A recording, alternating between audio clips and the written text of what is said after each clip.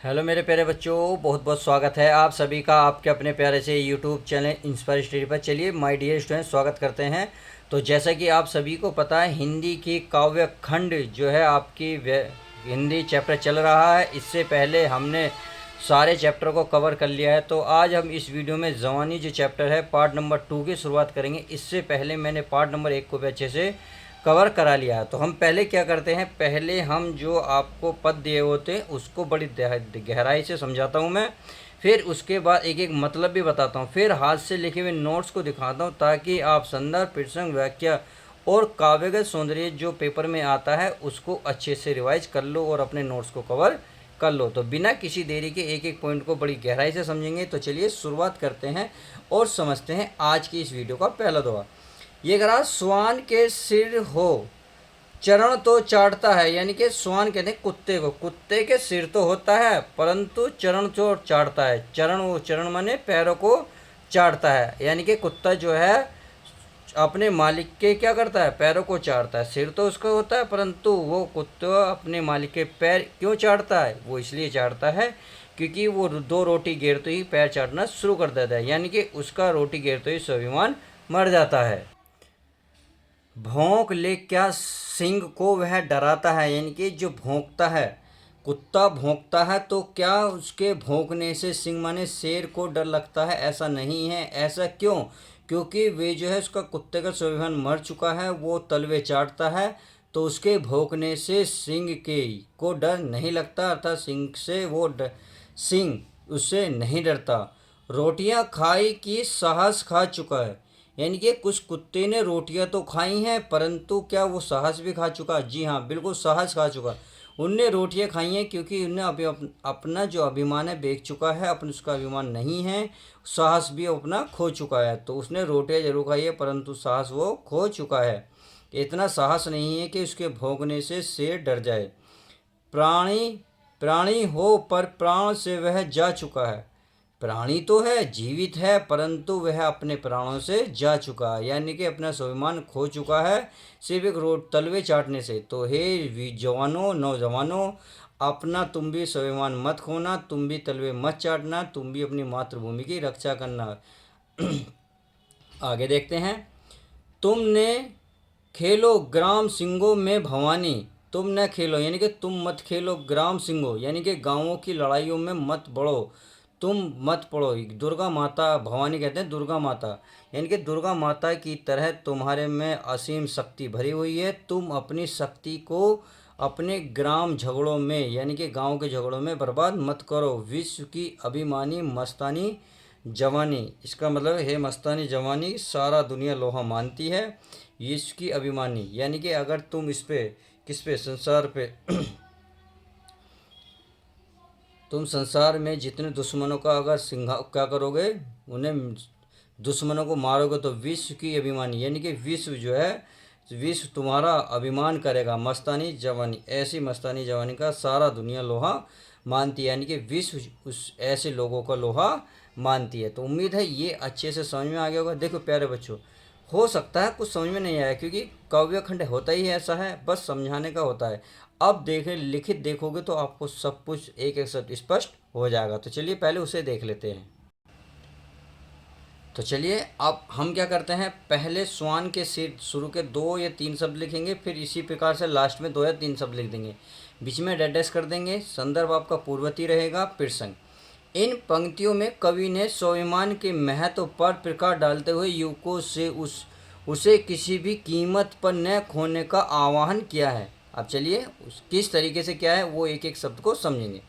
ये लिखा व्याख्या में, कवि कहता है कि कहने को सिर तो कुत्ते का भी होता है पर उसमें स्वाभिमान तो नहीं होता। वह तो अपनी इच्छा पूर्ति के लिए दूसरों के पैरों को चाटता रहता है। इसीलिए स्वाभिमान के अभाव में उसकी वाणी में कोई शक्ति नहीं रह जाती। आगे देखते हैं। कुत्ता चाहे कितना भी जोर से भौंक ले किंतु उसमें इतना साहस नहीं होता कि उसके भौंकने से डर जाएं, क्योंकि दूसरों की रोटियां खाते ही उसका स्वाभिमान नष्ट हो जाता है। इस प्रकार वह जीवित होने पर भी मरे हुए के समान हो जाता है। अतः हे नवयुवकों, तुम्हें अपने अभिमान की रक्षा करनी है। तुम्हें अपनी प्रचंड दुर्गा जैसी असीम शक्ति को आपसी झगड़ों में नष्ट नहीं करना है, अपितु उसे देश के दुश्मनों के संहार में लगाना है। तुम्हारी ऐसी मस्तानी जवानी का सारा दुनिया लोहा मानती है। तो चलिए, हमने इसको देख लिया, अब इसको नेक्स्ट देखते हैं। तो चलिए अब आगे देख लेते हैं। ये कह रहा है, ये नए मग है तव चरण की रेखिकाएं हैं। अब जो है लेखक मतलब जो इस पद में कवि ने युवकों वर्ग को बलिदान होने की प्रेरणा दी है। कह रहे हैं, कवि क्या कह रहे हैं, युवकों को मतलब संबोधित करते हुए कह रहे हैं कि हे युवाओं, तुम जिस रास्ते पर चल रहे हो वह न तो मार्ग है, यानी कि वह रास्ता नहीं है, तव चरणों की रेखिकाएं हैं। तव चरणों की यानी कि तुम्हारे पूर्वजों की पैरों की रेखाएं हैं, तुम्हारे महान पूर्वजों के पैरों की जो है रेखाएं हैं। बलि जिस जिस बलि दिशा की अमर रेखा देखी है,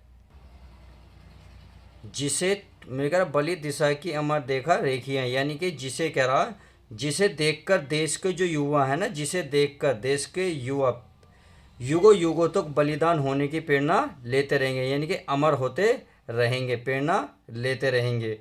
आगे देखते हैं, बलिदान होने की प्रेरणा लेते रहेंगे। विश्व पर पद से लिखे कृत लेख हैं ये, विश्व पर पद से लिखे कृत हैं ये रास्ते संसार के रास्ते पर उनके पैरों से लिखे गए महान कार्यों के लेख हैं, यानी कि विश्व में यानी कि संसार के रास्ते पर पद से यानी कि रास्ते पर लिखे गए कृत लेख हैं ये, यानी कि जो ये संसार के रास्ते हैं उनके पैरों से लिखे गए हैं महान कार्य के लेख हैं। धरा तीर्थों की दिशा की मेघ है ये, धरा तीर्थों की, ये पृथ्वी पर जो तीर्थों की दिशा है ना, धरा तीर्थों की, यानी कि पृथ्वी पर तीर्थों की दिशा को निर्धारित करने वाले स्तंभ लेख हैं। मेघ माने लेख, ये लेख हैं। यानी कि पहले क्या होता था, पहले जो खंबे होते थे उन पर लेख लिखा जाता, तो उसी कह रहा है कि ये पृथ्वी पर जो तीर्थों के जो स्तंभ हैं, महान यानी कि स्तंभ हैं, उनकी दिशा को निर्धारित करने वाले स्तंभ हैं। आगे क्या करा, प्राण रेखा खींच दे उठ बोल रानी, प्राण रेखा खींच दे उठ बोल रानी, उठ बोल रानी यानी कि उठ और स्वयं को बलिदान, प्राण रेखा खींच दे यानी कि स्वयं को बलिदान कर दे, उठ और स्वयं को बलिदान करके प्राण रेखा खींच दे। री मरण के मोल की चढ़ती जवानी, यानी कि जिससे लोगों को प्रेरणा मिलती रहे, हे जवानी देश पर मरने पर ही तेरा महत्व है, यानी कि ही मरण के मोल यानी कि मरने के बाद ही तेरा मोल है। हे जवानी देश पर मरने पर ही तेरा महत्व है, तेरा मोल है, तेरा अभिमान है, यही इसकी व्याख्या हुई। तो चलिए हाथ से लिखे हुए नोट्स को देख लेते हैं अब। तो चलिए अब क्या करते हैं, शुरू के वही 2 शब्द लिखेंगे, फिर लास्ट में 2 शब्द लिखेंगे, फिर संदर्भ आपका पूर्ववर्ती रहेगा, प्रसंग। इस पद में कवि ने युवा वर्ग यानी कि नव युवकों को जो वर्ग है उसको बलिदान होने की प्रेरणा दिया है, यानी कि प्रेरणा दी है। व्याख्या में कह रहे हैं, कवि देश के युवाओं को संबोधित करते हुए कहते हैं, हे युवाओं, तुम जिस रास्ते पर चल रहे हो ये कोई रास्ता नहीं है, बल्कि तुम्हारे महान पूर्वजों के पैरों की रेखाएं हैं, जिन्हें देखकर देश के युवा युगों युगों तक बलिदान होने की प्रेरणा पाते रहेंगे। ये रास्ते संसार के रास्ते पर उनके पैरों से लिखे, आगे देखते हैं, उनके पैरों से लिखे गए महान कार्यों के लेख हैं। ये धरती पर तीर्थों की दिशा को निर्धारित करने वाले स्तंभ लेख हैं, यानी कि जो धरती पर तीर्थ की जो दिशा है उसको निर्धारित करने वाले स्तंभ लेख हैं। अर्थात हमारे पूर्वजों ने जहाँ पर स्वयं को समर्पित किया वह तीर्थों के समान पवित्र है, यानी कि जहाँ हमारे पूर्वज समा गए हैं या हमारे बलिदान हो गए हैं वही जो स्थान है तीर्थ के समान पवित्र हो गया है। कवि कहते हैं, हे युवकों की जवानी, उठो यानी कि उठो और स्वयं को बलिदान करके प्राण लेखा खींच दें, जिससे लोगों को प्रेरणा मिलती रहे। हे जवानी देश पर मरने पर ही है तेरा महत्व है। उम्मीद है इतनी बात समझ गए होंगे। तो चलिए अब आगे देखते हैं। आगे कह रहा है टूटता जुड़ता समय भूगोल आया, यानी कि टूटता फिरता रहता है समय, यानी कि एक जैसा नहीं रहता, यह हमेशा टूटता फूटता रहता है। जब जब क्रांति हुई है टूटता जुड़ता आया है, अर्थात जब जब क्रांति मतलब आई है नए नए राष्ट्रों का निर्माण होता आया है। गोद में मणियों समेत भूगोल आया, यानी कि ये कह रहा है इन नए राष्ट्रों का स्वागत करने के लिए आकाश मंडलीय भी अपनी गोद में नक्षत्र रूपी मणियों को इकट्ठा कर लिया है। क्या जले बारूद हिम के प्राण लिए, यानी कि ये कह रहे हैं जिसमें बर्फ़ की प्रकृति उपस्थित है हो उसमें उस समय, यानी कि उसमें क्या बर्फ़ जलेगा। मतलब इसमें ये देखो प्यारे बच्चों, कवि क्या कह रहे हैं, ये कह रहे हैं कि युवाओं क्या वो बारूद जल सकती है जिसमें बर्फ़ की प्रकृति उपस्थित हो, तथा उस व्यक्ति की इस जीवन में क्या मिला जिसके हृदय में देश की रक्षा के लिए सपने न आए हों। यानी कि क्या मिला, यानी कि उसे क्या मिला जो प्रलय के सपने ना आए, यानी कि जो देश की सेवा के लिए अपने सपने देश की सेवा के समर्पित होने के सपने ना आए हों। धरा यह तरबूज है, दो फाँक कर दो, यानी कि धरा पर यह पृथ्वी जो है एक तरबूज के समान है, जिस अपने साकत और अभिमान से इस पृथ्वी के दो फाँक कर दो। चढ़ा दे स्वतंत्र प्रभु पर अमर पानी, विश्व माने तू जवानी है रानी, यानी कि चढ़ा दे यू करा हे जवानी, ये संसार तभी तुझे जवानी मानेगा, मतलब तुझे जब भी मानेगा जब तुम स्वतंत्र रूपी प्रभु पर अपने रक्त को समर्पित कर दोगे। आई होप इतनी बात समझ गए होंगे। तो चलिए अब व्याख्या को देख लेते हैं। तो हमें क्या करना है, जोड़ता समय और लास्ट में लिखना है हे जवानी। संदर्भ आपका पूर्ववर्ती रहेगा प्रसंग।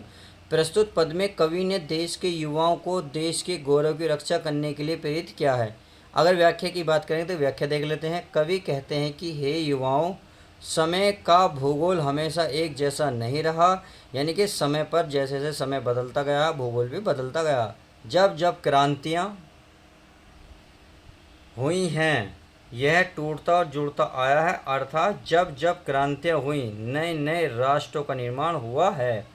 इन नए राष्ट्रों का स्वागत करने के लिए आकाश मंडल भी अपनी गोद में नक्षत्र रूपी मणियों को इकट्ठा कर लिया है। कवि आगे कहते हैं कि हे युवाओं, क्या वो बारूद जल सकती है जिसमें बर्फ़ की प्रकृति उपस्थित हो, तथा उस व्यक्ति को इस जीवन में क्या मिला जिसके हृदय में देश की सुरक्षा के लिए सपने न आए हों। कवि आगे कहते हैं कि हे युवाओं, तुम इतने बलशाली हो कि ये पृथ्वी तुम्हारे सामने एक तरबूज की भांति है जिसके तुम दो टुकड़े कर सकते हो। कवि कहते हैं कि हे जवानी,